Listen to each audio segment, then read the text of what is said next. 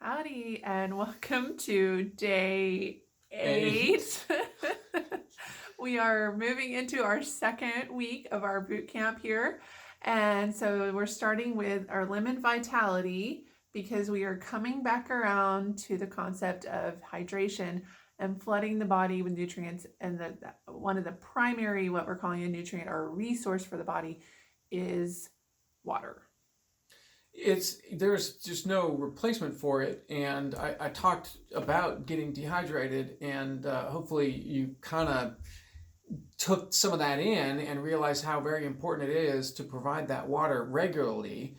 And that's a big challenge. It has always been a challenge in our family, and I find that morning water really makes it more efficient. So like I said, I Yes. try to get as much as I can, and this might be a way for you, and actually you can sort of create a intermittent fasting at the same time that you're working on this hydration, because if you delay breakfast, delay eating in the morning, that provides you an opportunity to get hydrated, and that hydration that you're getting before you eat goes completely into the tissues. It bypasses the digestion. It's not being trapped by digestion. As soon as we eat, then the body is into the processing of food and absorption of food, and so it holds that water into the digestive tube.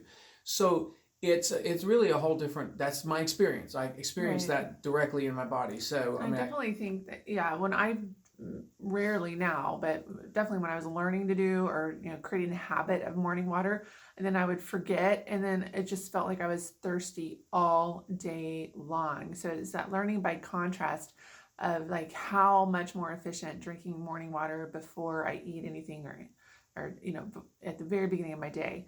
It makes such a huge difference. And I do find like some days I drink my water, I'll drink one 16-ounce glass, go around, do something, drink another 16-ounce glass. And if you have to work up to that, that's totally fine.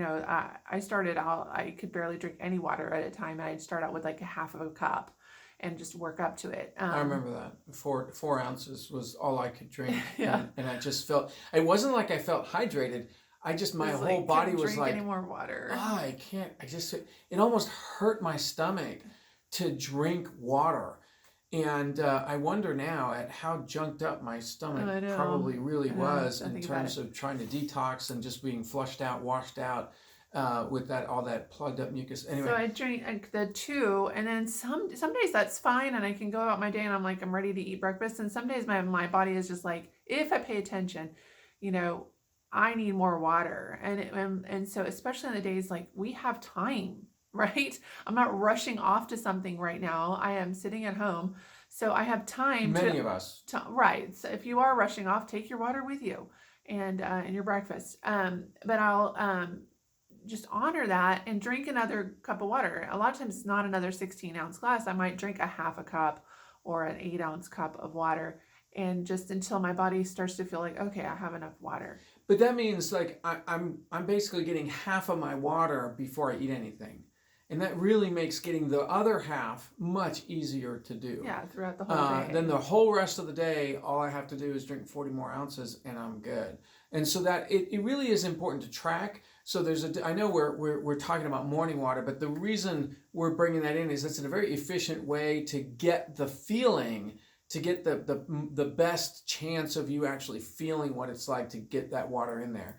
And the rest of the hydration does come, and it's important to track, because a lot of people say, oh, I drink lots of water.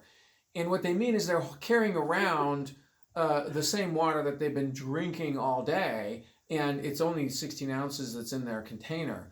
So track it. Actually mark it off on a piece of paper or get a little. Every time I do that, we do this chart. About 2 or 3 times a year, where we do as a whole family track water track intake. the water for a week. We're always low. Yeah, and it's like I do this, and then I'm like, invigorated. I got the habit going again, kind of got back to what it feels like in my body. And then over the months, it just slides back, especially when there's a huge change in your life. I mean, that's what I find, which this definitely qualifies, right? Then all of a sudden my routines are off, in when I would normally be stopping and getting some water, I'm not doing that anymore. And so this is just a really good time to recheck in and make sure you're drinking enough water. Another thing is, like, there's this rule of thumb, which is the half your body weight in ounces, but that's just a rule of thumb. And there's sometimes when I'm like, that is not enough. My body just needs more water. And I feel like a lot of times I feel like my body's not super efficient at cleansing, and it just needs that. That's our primary cleansing tool, is water. It needs to be flushed out more. So that's a whole nother discussion that actually brings in lemon oil extremely well, and that is cleansing. Water is the essential nutrient for cleanser. It is your number one most important ingredient for cleansing. It's the only thing that the body has to flush out, to literally dilute and flush through various toxins, even your own metabolic toxins that the body is making. And the lemon oil can help with that cleansing process. And it's a very refreshing, very cleansing oil. It's got a lot of, the chemistry in the oil itself has been well researched, well studied. Limonene as a compound, I mentioned that before, protecting the liver, chemoprotection for the liver. Lots of different benefits from lemon oil, but one of them is to help with cleansing. And so it's a great addition to already helping the body. You're getting the water in there, and now we're actually getting another wellness tool with it. One of those things is like, don't take our word for any of this. This is very much an experiential thing and learning by contrast.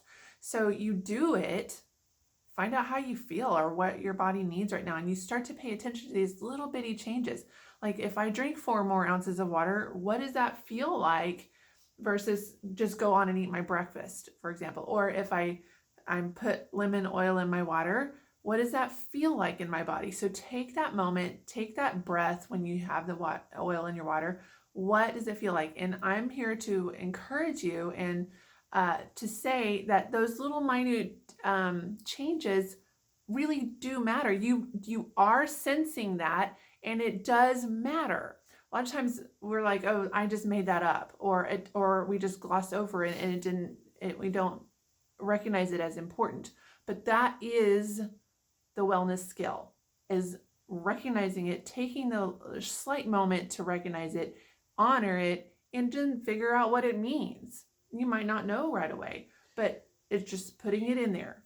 Yeah, the awareness can precede the significance. In other words, I just paying attention and going, hey, I noticed that. I wonder if it's significant. We don't have to necessarily know exactly what it means or know that it is significant or how to place that information.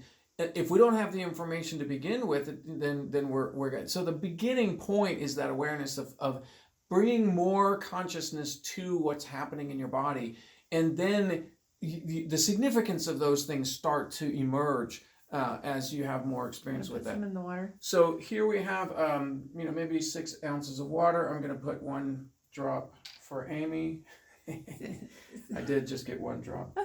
And then, it smells so good. And then I'm going to get now, normally the way I do it, 1, 2, 3 drops for at me. the sink, but normally if we were at the sink or we're at our filter, then I would put the oil in the bottom and then put the water on I told top. you there's a way to do this and a way not to do it. It's her way. Okay, and so you can do it however you want, but I was telling you how I do it. Here's the Peter method. If I've messed it up and I've put it on the top, here's what I do.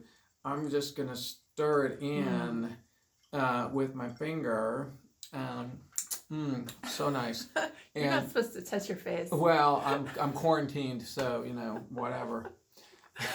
Okay, so this is one of those things about paying attention is now the oil's in the water. Take a sip and then hold it in your mouth and feel. Oh, a sip, huh? Or a swallow. I just downed half of it. Okay, now I can feel. And feel it in your mouth. Feel what the oil feels like, and then experience that. Make sure it goes down the right pipe. I was gonna say, you're not selling it. Okay. Well, I was trying to breathe in at the. Yeah, don't do that. Don't breathe in your water. Don't breathe your water. Breathe is separate than the water. Okay. All right. So I'm going over my notes here. So our oil is lemon vitality, and the primary way we're using it is to enhance our water. And not only is it helping enhance the taste, but then also we get benefits from the oil as a supplement. So other ways to do that would be to do it in other beverages. So you could do it in warm water, or tea. I love to make lemonade and put extra lemon oil in it. Well, one of So the things good. about lemon oil or all citrus oils, it's basically 100% bioflavonoid, and bioflavonoids help you absorb vitamin C. So if you happen to use a some kind of powdered vitamin C product, just go ahead and add a couple drops of lemon oil into that, and it will help absorb. Anytime you're taking Anytime you're taking vitamin C, it'll help So absorb your vitamin C. that's great. Like a lot of times we'll do a Ningxia Red shot. Remember our second day was Ningxia Red. We made shots with that. We'll do that with lemon oil, or you can do with our red drink recipe. The official recipe is with lime vitality, but oilers use any of the vitality oils with it, and lemon is a great option for that as well. So great ways to use it. You can also put it into a capsule.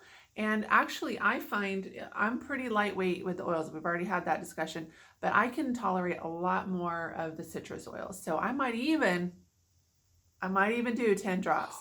I know. I would probably do closer to 5 or whatever, and especially if you're just starting out, and just, again, experience it, see what it feels like. It is definitely safe enough. I know there's a lot of junk out on the internet warning you off of taking oils internally, perhaps. So we probably should go back and revisit that video if you haven't seen it already, that I talk about oils as supplements. I also have a whole bunch of debunking of some of these claims and worries about taking oils, and especially limonene and lemon oil. But actually, again, very, very safe. The research on it, the toxicity data is very, very safe to take even large quantities over a long period of time. So generally we don't. We just no. I'm saying that you really are totally within an extremely safe context to be playing around with taking this oil internally, even for the rest of the time that you're quarantined. Actually, probably.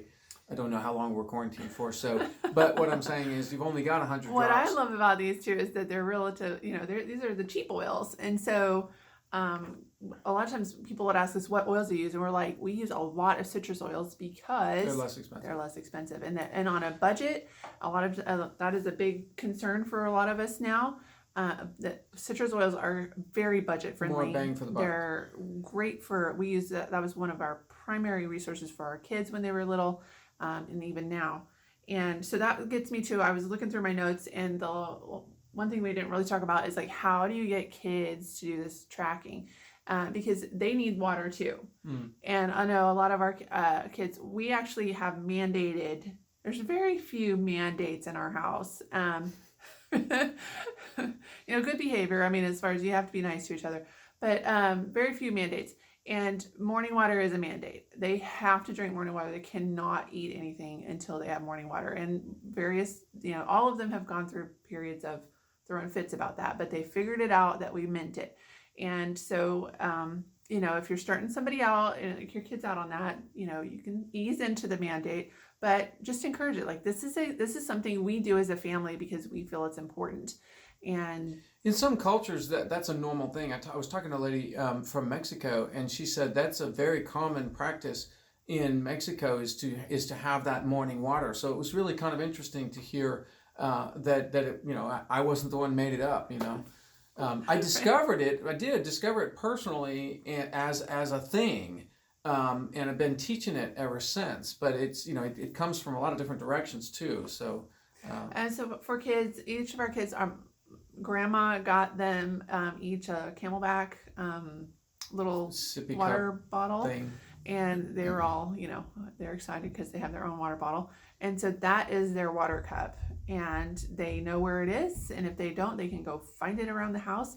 And so now that we're also implementing this, everybody's tracking their water this week. They're going to tell them how many of those full bottles they need to drink by the end of the day, and based on their weight. Some of the personalities in the house would actually like that. They'll think, oh, I'm supposed to drink 3 of these, then like they'll do it, check mark. Or little stickers. The other ones are like rolling their eyes, the older ones. Actually, at some point they have buy-in, and they also start to experience that it helps them and they feel better. Their mood is better. They're less moody. Less They're less grumpy. grumpy. You know, the mood swings are less. Their headaches, you know, their muscle stiffness, all the things, you know, they're getting closer to adulthood. Their experience is similar to what we do. It seems like people are experiencing older symptoms earlier and earlier. So I just think that's a toxicity issue. We need a lot more water. Yeah. And we may need more water nowadays than we used to need 20 years ago That's or true. 30, 40, 50 years ago. Because if we have more toxicity, which I think we do, then that's more that has to flush out. So just keep that in mind that, you know. It's not about just keeping your body alive. I've seen other, you know, you don't need to drink that much water. It's really about helping your body cleanse and deal with a modern society. This ain't your grandma's world anymore. Yeah, unfortunately. So let's make these connections. So what we've been talking about from the wellness strategy is flood the body with nutrients. And our primary, what we're calling a nutrient or resource today, is water. So that's for the four essentials for life: food, water, air, and love. Today we're focusing on water. And from the While Wellness program, where we really focus on body systems by the month. And, you know, this is, again, kind of like stress. Water affects all of the body systems. But in our talk, or in Peter's video especially, he talked about circulatory system and the fluid, you know, blood and lymph, and keeping that flowing really well. Talked about the respiratory system, because again, it's very fluid based with the mucus, and it needs to be able to move. And then also with the connective tissue of the digestive system, we talked about that, and it needing to be able to slide and have the peristaltic wave. All of that is dependent on water. And then muscles and joints too. Yes, so, you know, it's all dependent on water. All the body systems. Yes. So I picked out a few of the resources for that, and that are on the blog post. Y'all have a good day, and print out your star chart or make your own, however you want to do it. And we'll see you tomorrow. Happy wellness.